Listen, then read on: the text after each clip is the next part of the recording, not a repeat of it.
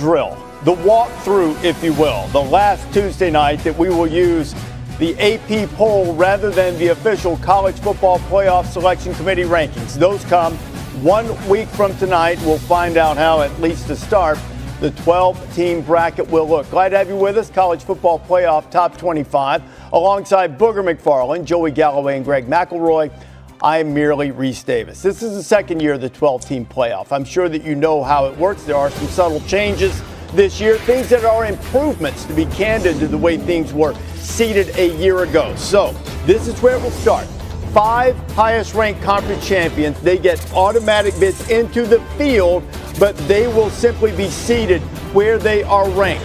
1, 2, 3, 4 will be the top 4 teams in the college football playoff committee's final ranking. So that's how it will start. Those 4 highest-ranked teams, regardless of conference affiliation, will move into the bye rounds. In the first round, 8 teams starting on December 19th will play on campus, 5 through 8. If you're seated there, you get a home game. From there, the bracket plays out as dictated with no reseeding depending on the results of the game. The quarterfinals and the semifinals will be played in the traditional New Year's Six Bowl site, and it all culminates with the national championship game, which will be played in Miami on January 19th, only on ESPN. So, guys, last time, this is a drill. We're using the AP poll just to show you how the rankings would look, or how the bracket would look, if these happen to mirror what the selection committee does next week. So let's start with the number 1 seed and the number 1 team in the land. Once again, Joey, Ohio State. This will be interesting to me to see what the committee does with Ohio State. A resume that at the time Texas ranked number 1, Ohio State beat them. At the time Illinois ranked 17, now they have 3 losses. They're no longer ranked. So the resume for Ohio State right now in AP looks good enough to be number 1. We'll see what the committee does with this team when they really dig into it. The Buckeyes and the team ranked just behind them in the AP poll, Indiana. One thing they do is they pass the eye test for sure, Book.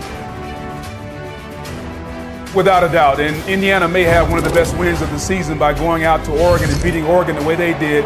And I just love when you're a good team, let's not play without food. They showed old poor Jerry Neuheisel and Tim Skipper, hey, I understand the story is good, but the story ends today. You take a team that you're better than and you leave no doubt. And Fernando Mendoza left no doubt. The Indiana Hoosiers are for real, and Kirk Cignetti has a really good team up there, Reese. Another team that left no doubt is ranked 3rd in the AP poll. Texas A&M in the second half annihilated LSU. And, Boog, I would say, I hear what you're saying with Indiana with the best win. I would contend the best win in college football this year is A&M winning at Notre Dame. Either way, Mike Elko's Aggies undefeated, ranked 3rd. It's definitely up there. Mike Elko has a team that is a mirror image of who he is. They're physical, they're nasty. Marcel Reed has improved so much as a passer. And the thing that jumps out to me when I watch them on tape is their team's speed. They have speed all over the field, and they are going to be a tough out, not only the rest of the way in the SEC, but if they get into the playoff, definitely a tough out. So the 4 teams that would get buys into the quarterfinals, if the selection committee rankings mirror the AP poll, would both be from the Big Ten or the SEC. Alabama with the 1 loss to Florida State. Alabama's got an interesting resume, more ranked victories and high-level victories. Factoring in strength of schedule, right now Oregon has just 1 win over a team with a winning record. That's Northwestern, who's 5-3. They, of course, lost to Indiana. They're on a bye week right now. But don't be surprised if the committee has Oregon a little bit lower than the AP poll. They, of course, passed the eye test. They have tremendous personnel, but the resume up to this point is probably not necessarily going to land them in the top 6 spot.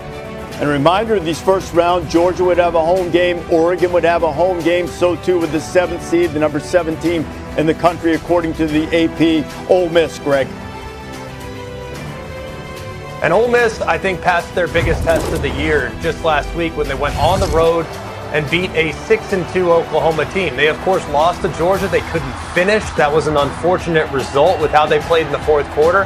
They also have a really good win against Tulane, who might be the favorite right now in the G5 to make it to the college football playoff. Will that win against LSU earlier in the season hold up? They're now 5-3, but they should be a heavy favorite in every game the rest of the way. So if Ole Miss can do what they didn't do last year and take care of business, they'll punch their ticket to the playoff.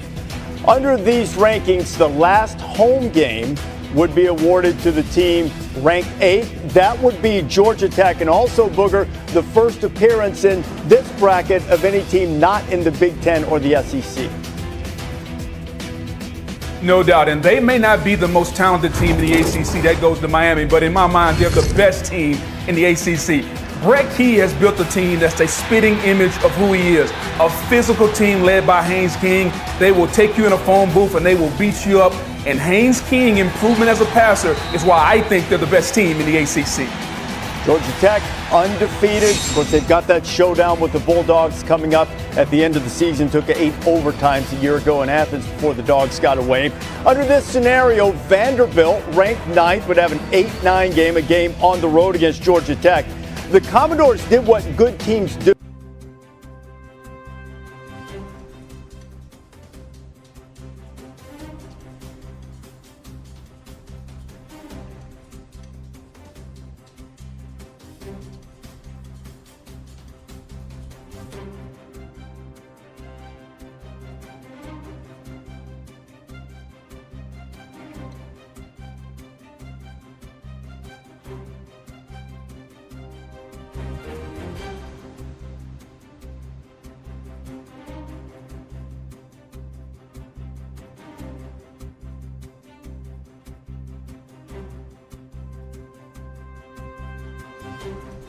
They got a big win against Utah. They went on the road and beat Iowa State handily.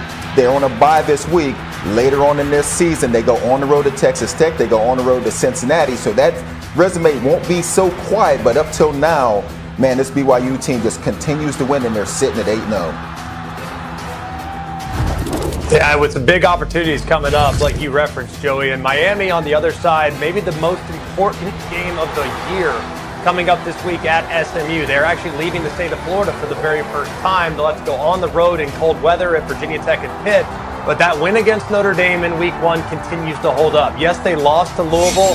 The win against South Florida also took a bit of a dent this week. But that head-to-head against Notre Dame, I cannot emphasize the importance of that in the event in which Miami doesn't win the ACC, how that could be measured in as an at-large performance. I want to remind you how we fill out the field.